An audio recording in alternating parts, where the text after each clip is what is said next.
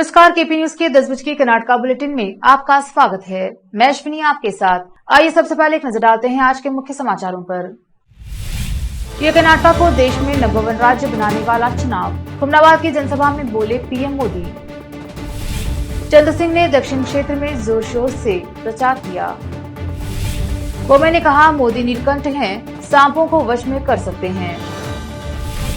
कोराटागिरी की रैली में कांग्रेस विधायक डॉक्टर जी परमेश्वर को सिर में लगी चोट। शोभा करंदलाजे ने बताया कि 2 इंजन वाली सरकार से राज्य और देश को होगा फायदा।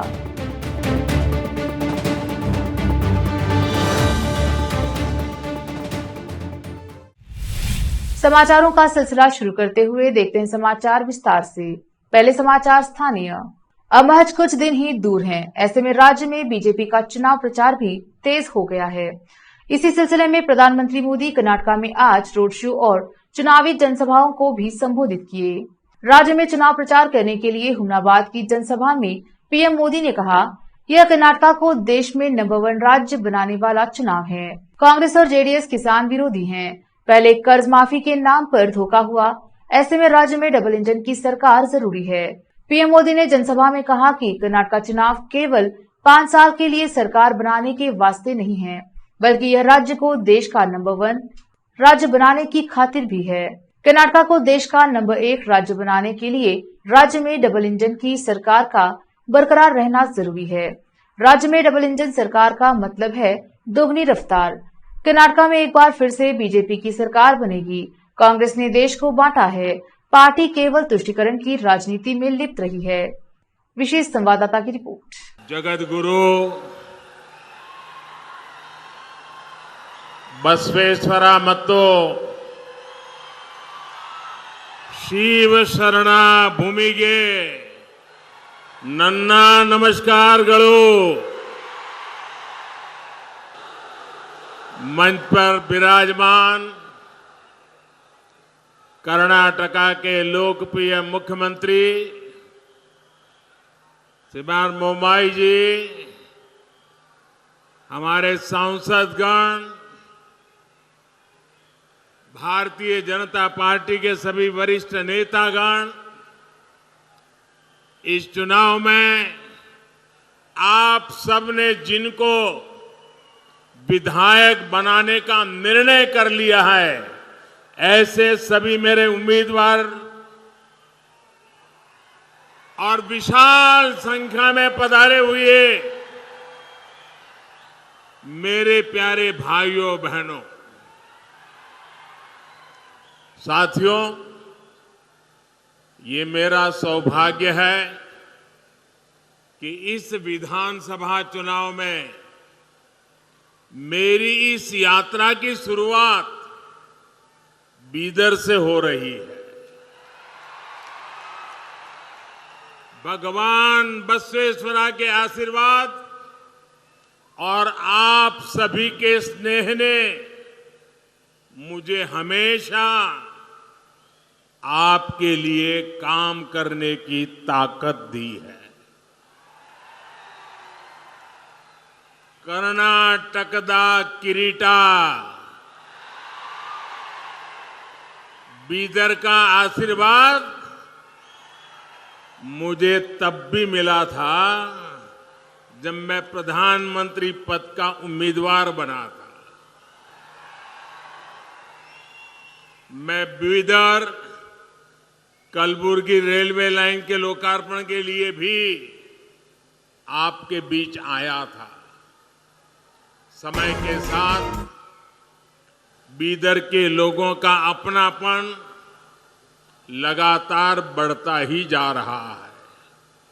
आज इतनी बड़ी संख्या में यहां आकर आपने पूरे देश को संदेश दे दिया है, ई बारिया निर्धारा बहुमतदा बीजेपी सरकार। कर्नाटका का ये चुनाव केवल 5 वर्ष के लिए सरकार बनाने मात्र का चुनाव नहीं है, ये कर्नाटका को देश में नंबर 1 राज्य बनाने का चुनाव है। बीदर दक्षिण विधानसभा क्षेत्र के कांग्रेस के बागी उम्मीदवार चंद्र सिंह ने शनिवार को निर्वाचन क्षेत्र के विभिन्न हिस्सों का दौरा किया और जोरदार अभियान चलाया। बीदर दक्षिण विधानसभा क्षेत्र के सिरसी ए, खाशमपुर सी, भैरनहल्ली, निदवांचा, मर्दकुंदा सहित कई गांवों का दौरा किया। उन्होंने मतदाताओं से बिजली के पोल नंबर 9 के लिए मतदान करने को कहा। वह जहां जहां गए वहां उत्साह से उनका स्वागत किया गया। कार्यकर्ता, शुभचिंतकों ने स्वागत किया। कांग्रेस पार्टी ने आपको टिकट देने की बात कहकर धोखा दिया, इसीलिए हम पूरे विधानसभा क्षेत्र की जनता आपके साथ हैं। मतदाताओं ने चंद्र सिंह को विश्वास दिलाया कि आपकी जीत पक्की होगी। इसी बीच युवा नेता चंद्र सिंह ने लोगों को संबोधित किया। मैंने क्षेत्र के विकास का सपना देखा था। मैं बिना किसी परिणाम के 12 वर्षों से निर्वाचन क्षेत्र के लोगों की सेवा कर रहा हूं। मैंने निर्वाचन क्षेत्र के विकास के एकमात्र उद्देश्य के लिए एक गैर दलीय उम्मीदवार के रूप में चुनाव लड़ रहा हूं। लोग मुझे समर्थन दें। विशेष संवाददाता की रिपोर्ट। अब समाचार राज्य के। एआईसीसी अध्यक्ष मल्लिकार्जुन खड़गे ने प्रधानमंत्री मोदी को जहरीला सांप कहकर अपनी मानसिकता दिखा दी है। यह राज्य में मोदी के चुनाव प्रचार को लेकर कांग्रेस नेताओं के डर का भी खुलासा करता है। बीजेपी प्रत्याशी राजकुमार पाटिल तेलकुर की एक चुनावी रैली को संबोधित करते हुए बोमे ने कहा कि दरअसल मोदी गले में नाग धारण करने वाले नीलकंठ हैं। वह जानते हैं कि सांपों को कैसे वश में करना है और देश के लोगों के सामने कैसे विनम्र होना है। इस नीलकंठ ने आतंकवाद से सफलतापूर्वक मुकाबला किया है, गरीबी उन्मूलन के प्रयास किए हैं और किसानों के कल्याण के उपाय किए हैं। केपीसीसी अध्यक्ष डीके शिव कुमार और एआईसीसी महासचिव कर्नाटका प्रभारी रणदीप सिंह सुरजेवाला के बयानों पर कि लिंगायत और वोकलिंगा आरक्षण की मांग करने वाले भिखारी नहीं हैं। बोमे जानना चाहते थे कि क्या दोनों का मतलब SC ST और पिछड़े समुदाय भिखारी हैं। उन्होंने कहा, उनके बयानों से पता चलता है कि कांग्रेस नेता लोगों के साथ भिखारियों जैसा व्यवहार करेंगे। कोराटागेरे विधानसभा क्षेत्र में शुक्रवार को पूर्व उप मुख्यमंत्री और कांग्रेस विधायक डॉक्टर जी परमेश्वर को एक रैली के दौरान सिर में गंभीर चोट लगने के बाद तनाव व्याप्त हो गया। यह घटना निर्वाचन क्षेत्र के बैरनहल्ली गांव में हुई, जहां डॉक्टर परमेश्वर चुनाव प्रचार कर रहे थे। एक वीडियो क्लिप में डॉक्टर परमेश्वर को लोगों के एक समूह द्वारा ऊपर उठाते हुए देखा जा सकता है। परमेश्वर को खून से लथपथ देखकर समूह ने नीचे उतारा। करीब से देखने पर पता चला कि उसके सिर पर गहरा घाव हुआ है। सूत्रों के मुताबिक उनके ऊपर पत्थर लगने की संभावना से इनकार नहीं किया जा सकता है, लेकिन डॉक्टर परमेश्वर के एक विश्वास पात्र ने बताया कि डॉक्टर परमेश्वर के 2 प्रशंसकों ने खंभों से बंधे पार्टी के बड़े बड़े झंडे पकड़े हुए थे, जिससे उन्हें मार लगा होगा। पुलिस ने कहा कि वह इलाके में लगे सीसीटीवी की जांच कर रही है। एक स्थानीय अस्पताल में प्राथमिक उपचार के बाद डॉक्टर परमेश्वर को सिद्धार्थ मेडिकल कॉलेज अस्पताल में स्थानांतरित कर दिया गया। सूत्रों ने बताया कि उनकी हालत स्थिर है। रोकते हैं समाचारों का सिलसिला, लेते हैं छोटा सा ब्रेक। जल्द लौटेंगे ब्रेक के बाद। हिंदुस्तान के हर कोने में हम हैं मौजूद। 24 घंटे हालात पर गहरी नजर, खबरों से जुड़े चुपते सवालात और आपको दिखाता है धार्मिक, सामाजिक, राजनीतिक,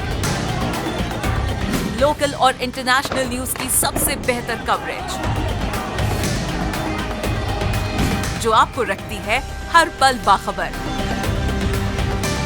देश और दुनिया भर की खबर के लिए देखते रहें KP news 24/7। Noor education trust Bidar की ओर से चलाए जाने वाला Noor MEd and BEd college Bidar, recognized by NCTE Delhi and affiliated to Gulbarga University, Gulbarga. Admission are open for the academic year 2022-23. विशेषज्ञ और सक्षम शिक्षकों द्वारा शिक्षा प्राप्त करने के लिए नूर एमएड एंड बीएड कॉलेज में दाखिला लें और शांत वातावरण में शिक्षा प्राप्त करें। बीदर शहर में बेहतर शिक्षा का एकमात्र केंद्र Noor MEd and BEd college, Shahpur gate, Bidar. Phone numbers 9945283920, 8482221297. Break के बाद स्वागत है आपका। देखते हैं आगे के समाचार। केंद्रीय कृषि और किसान कल्याण राज्य मंत्री शोभा करंदाजे ने कहा कि राज्य और राष्ट्र दोनों के समग्र विकास के लिए एक डबल इंजन सरकार आवश्यक है। यह कहते हुए कि केंद्र प्रायोजित योजनाओं को गैर सरकारी क्षेत्रों में लागू नहीं किया जा रहा है। पत्रकारों से बातचीत में शोभा ने कहा कि इस बार विकास के आधार पर चुनाव लड़ा जा रहा है। वर्तमान भाजपा सरकार द्वारा लंबित विकास कार्यों को पूरा करने के लिए उसी सरकार को बहाल करने की आवश्यकता है। इसीलिए उन्हें लगा कि इस बार राज्य में बीजेपी को पूर्ण बहुमत के साथ अपने दम पर सत्ता में आना चाहिए। जब केंद्र की भाजपा सरकार द्वारा किसान सम्मान योजना लागू की गई थी, तब तत्कालीन जेडीएस कांग्रेस गठबंधन सरकार ने योजना के लिए किसानों की केवल 17 नाम भेजे थे। लेकिन जब बीएस येदियुरप्पा सरकार ने सत्ता संभाली तो वही योजना राज्य के 54 लाख किसानों तक पहुंची। हम सरकार की प्राथमिकता विकास कार्यों का शिलान्यास करने के साथ साथ नए कार्यों का उद्घाटन करना है। उन्होंने कहा कि सरकार इतनी तेजी से काम करती है कि पिछले 9 वर्षों में उसने विकास कार्यों को समय पर पूरा करने के लिए प्रौद्योगिकी का कुशल उपयोग किया है। कर्नाटक के फिल्म स्टार शिवराज कुमार की पत्नी गीता शिवराज कुमार शुक्रवार को जेडीएस छोड़कर कांग्रेस में शामिल हो गई। वह कन्नड़ अभिनेता दिवंगत डॉक्टर राजकुमार की बहू और पूर्व मुख्यमंत्री दिवंगत एस बंगारप्पा की बेटी हैं। उन्हें राज्य अध्यक्ष डीके शिव कुमार, एआईसीसी प्रवक्ता गौरव वल्लभ और उनके छोटे भाई मधु बंगारप्पा, जो सोरबा से कांग्रेस के उम्मीदवार हैं, की उपस्थिति में पार्टी में शामिल किया गया। गीता के दूसरे भाई और पूर्व मंत्री कुमार बंगारप्पा भाजपा में हैं और सोरबा से पार्टी के उम्मीदवार हैं। गीता ने कहा, मैं ऐसा करके बहुत खुश हूँ। कांग्रेस एक ऐतिहासिक पार्टी है जिसने मेरे पिता को मुख्यमंत्री बनाया। उन्होंने आगे कहा कि वह कनकपुरा खंड में शिव कुमार के लिए और सोरबा में अपने भाई मधु के लिए और अन्य स्थानों पर जहां भी पार्टी निर्देश देगी प्रचार करेंगी। गीता ने जेडीएस के उम्मीदवार के रूप में शिवमोगा से 2014 का लोकसभा चुनाव लड़ा था, लेकिन हार गई थी। गीता और शिव कुमार दोनों ने संकेत दिया कि आने वाले दिनों में विधानसभा चुनाव से पहले शिवराज कुमार भी कांग्रेस के लिए प्रचार करेंगे। राहुल गांधी ने कहा, बीजेपी पैसे लूटती है, वादे पूरे नहीं करती। पूर्व एआईसीसी अध्यक्ष राहुल गांधी ने शिव कुमार को कहा कि मुख्यमंत्री बसवराज बोम्मे ने कांग्रेस की चुनाव पूर्व गारंटियों का मजाक उड़ाते हुए कहा कि उन्हें लागू करना असंभव है, क्योंकि भाजपा 2018 के घोषणा पत्र में किए गए अपने वादों का 20% भी लागू करने में विफल रही। वे कल्पना नहीं कर सकते कि कांग्रेस इसे कैसे करेगी। कांग्रेस उम्मीदवार डॉक्टर अजय सिंह के लिए जेवर्गी कस्बे में एक चुनाव प्रचार को संबोधित करते हुए राहुल ने कहा, भाजपा लोगों के पैसे लूटना और सरकारी धन का दुरुपयोग करना जानती है। देश भर में बीजेपी सरकार अपने 40% कमीशन के लिए बदनाम हो गई है। वे वादों को कैसे लागू कर सकते हैं, क्योंकि वे 40% कमीशन हासिल करने में रुचि रखती है, इसलिए उन्हें केवल 40 सीटें दी जानी चाहिए। उन्होंने कहा, कांग्रेस को कम से कम 150 विधायक मिलना चाहिए। यदि संख्या इससे कम है तो भाजपा कांग्रेस विधायकों को खरीद सकती है। राहुल ने सरकारी बसों में महिलाओं के लिए मुफ्त यात्रा सहित चुनाव पूर्व के वादों के बारे में बताया। उन्होंने कहा कि सत्ता संभालने के कुछ दिनों के भीतर सरकार महिलाओं के लिए मुफ्त बस यात्रा के संबंध में एक आदेश जारी करेगी और कैबिनेट अपनी पहली बैठक में गारंटी को मंजूरी देगी। अजय सिंह ने कहा कि राहुल के जेवर्गी दौरे से कांग्रेस कार्यकर्ताओं और लोगों का भरोसा बढ़ रहा है। कांग्रेस अफजलपुर प्रत्याशी एमवाई पाटिल, अलन से बीआर पाटिल, गुलबर्गा दक्षिण से अलम प्रभु पाटिल, गुलबर्गा उत्तर से कनीज फातिमा, गुलबर्गा ग्रामीण से रेव नाइक बेलामगी, सेडम से डॉक्टर शरण प्रकाश पाटिल और चिंचोली से सुभाष राठौड़ मौजूद रहे। सबसे पहले आप सबका यहाँ बहुत बहुत नमस्कार।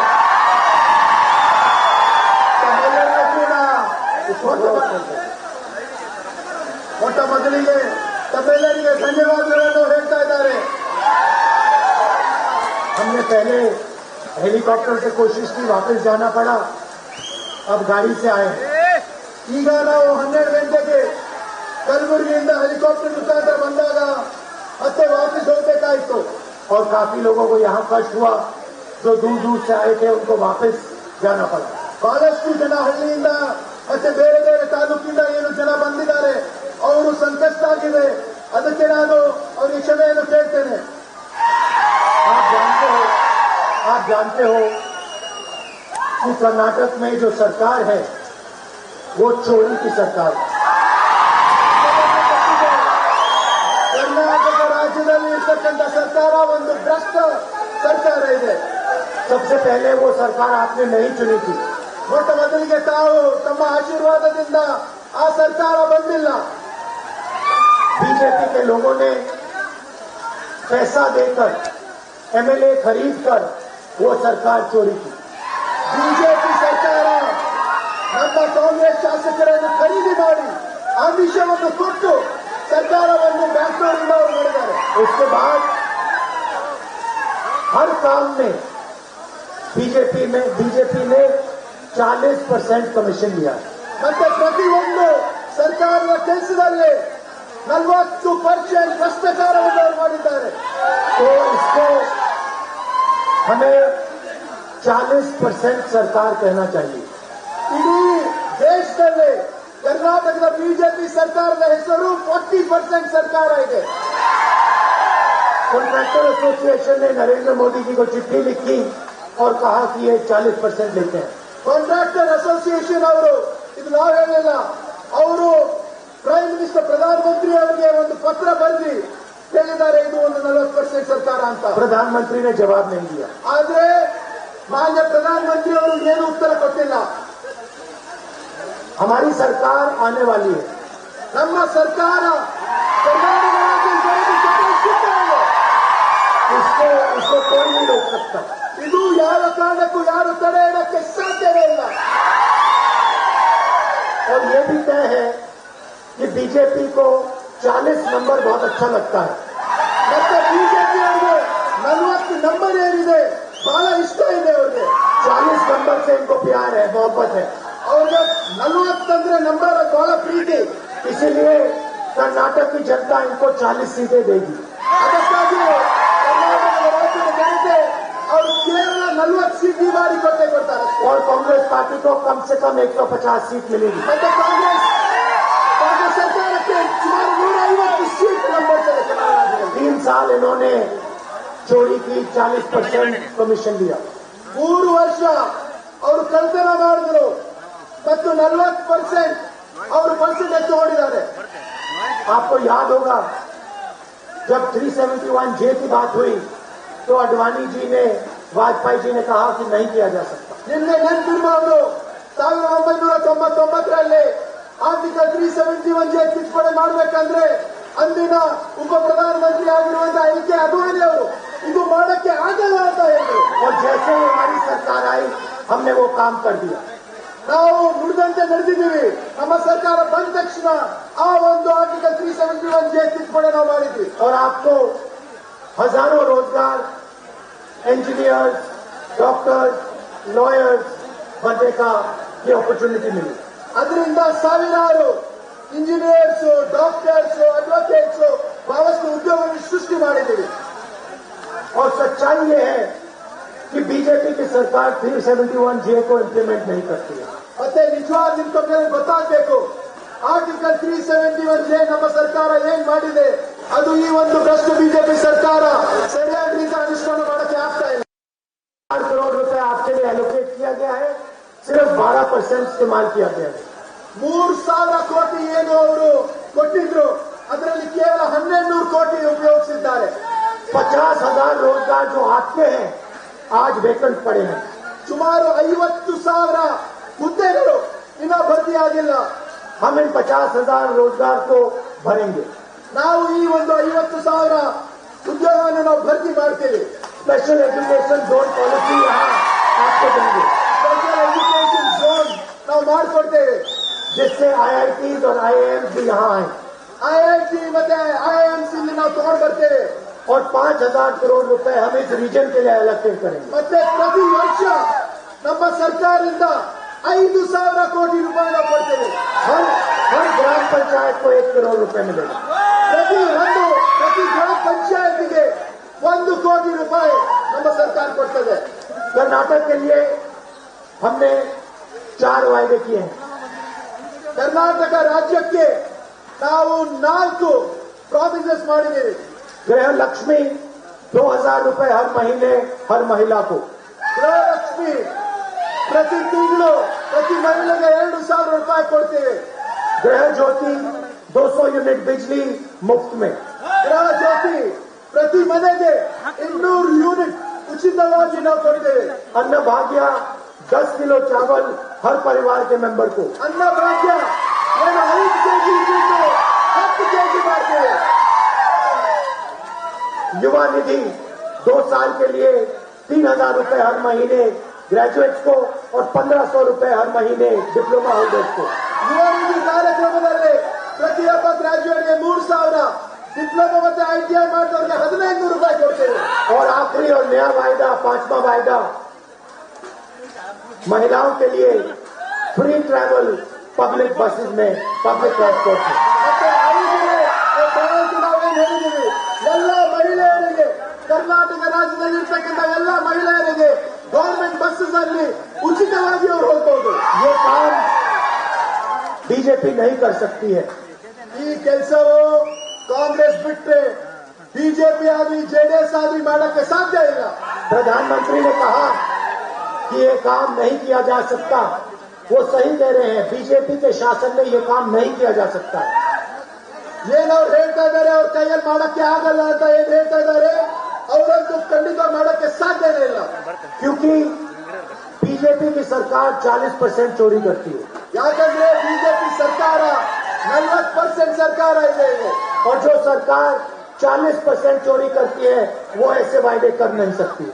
ಯಾವ ಸರ್ಕಾರ 40% ಕಳ್ಳತನ ಮಾಡ್ತದೆ ಈ ತರ ಅವರು ಪ್ರಣಾಳಿಕೆಯಲ್ಲಿ ಹೇಳಕ್ಕೆ ಮತ್ತೆ ಮಾಡಕ್ಕೆ ಸಾಧ್ಯ ಇಲ್ಲ. हमारी सरकार गरीबों की, छोटे व्यापारियों की, किसानों की, मजदूरों की सरकार होगी. ನಮ್ಮ ಸರ್ಕಾರ ಬಡವರ, ದೀನದಲಿತರ, ಅಲ್ಪಸಂಖ್ಯಾತರ, ಹಿಂದುಳಿದ ವರ್ಗದ ಸರ್ಕಾರ ಇದೆ. आप आज बारिश में दूर दूर से आए, आप भीगे, आपने इतने प्यार से मेरी बात सुनी, इसके लिए बहुत बहुत धन्यवाद. ತಾವು ಇಷ್ಟೊಂದು ಮಳೆಯಲ್ಲಿ ಗಾಳಿಯಲ್ಲಿ ತಾವು ಬಂದಿದ್ದೀರಾ ಅಂದ್ರೆ, ಇಷ್ಟೊಂದು ದೂರದಿಂದ ಬಂದಿದ್ದೀರಾ, ಹಳ್ಳಿಯಿಂದ ಬಂದಿದ್ದೀರಾ ಅಂದ್ರೆ ತಮ್ಮೆಲ್ಲರಿಗೆ ಧನ್ಯವಾದಗಳು. और कम से कम 150 सीटें कांग्रेस पार्टी को मिलनी चाहिए. ಮತ್ತೆ ಈ ಬಾರಿ ಖಂಡಿತವಾಗಿ ಕರ್ನಾಟಕ ರಾಜ್ಯದಲ್ಲಿ ನಾವು 150 सीट ಗೆದ್ದೇ ಗೆಲ್ತೀವಿ.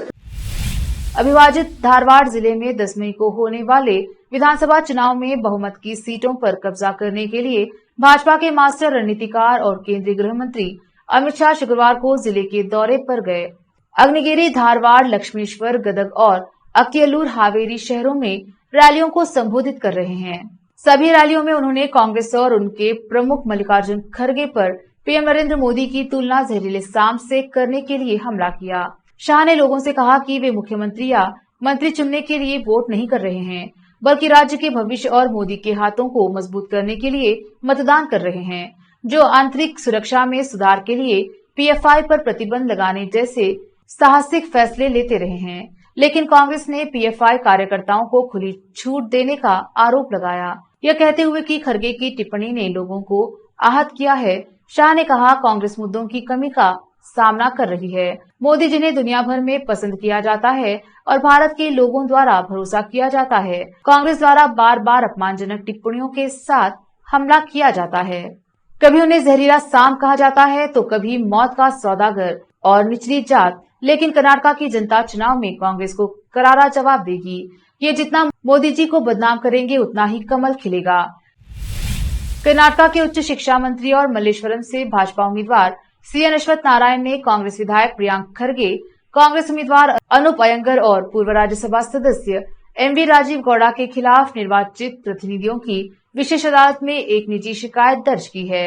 अश्वत्थ नारायण ने आरोप लगाया कि तीनों ने प्रस्तावित संघ के फ्लाईओवर परियोजना के बारे में प्रेस बयानों और सोशल मीडिया के माध्यम से उन्हें बदनाम किया. यह बेंगलुरु पुलिस द्वारा 70 निवासियों के खिलाफ पेड़ों को बचाने के लिए एक मौन मार्च में भाग लेने और शहर में सांके रोड के साथ एक फ्लाईओवर के निर्माण का विरोध करने के लिए प्राथमिकी दर्ज करने के बाद आया है. यह विरोध संके टैंक रोड के साथ प्रस्तावित सड़क चौड़ीकरण परियोजना के खिलाफ था. शांतिपूर्ण विरोध में भाग लेने के लिए बुक किए गए नागरिकों के समर्थन में कांग्रेस पार्टी भी सामने आई. कांग्रेस नेता प्रियांक खड़गे ने सरकार द्वारा प्रस्तावित सैंक फ्लाईओवर परियोजना का विरोध करने वाले नागरिकों के खिलाफ प्राथमिकी दर्ज करने की निंदा की थी. उन्होंने आरोप लगाया था कि भाजपा सरकार अत्याचार के खिलाफ बोलने वाली जनता की आवाज को दबा रही है और परियोजना को 40% कमीशन के लिए धकेला जा रहा है। मल्लेश्वरम से कांग्रेस उम्मीदवार अनूप अयंगर ने अश्वत्थ नारायण पर पुलिस द्वारा जनता के खिलाफ मामला दर्ज करने के लिए अपने पद का दुरुपयोग करने का आरोप लगाया था। फिर से एक नजर आज के मुख्य समाचारों पर।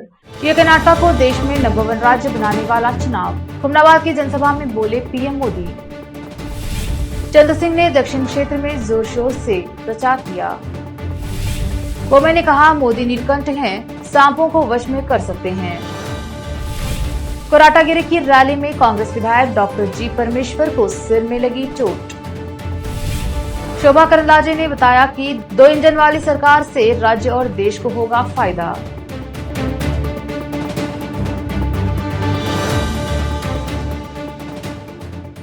केपी न्यूज के कर्नाटका के बुलेटिन में आज इतना ही। देखते रहिए केपी न्यूज 24/7।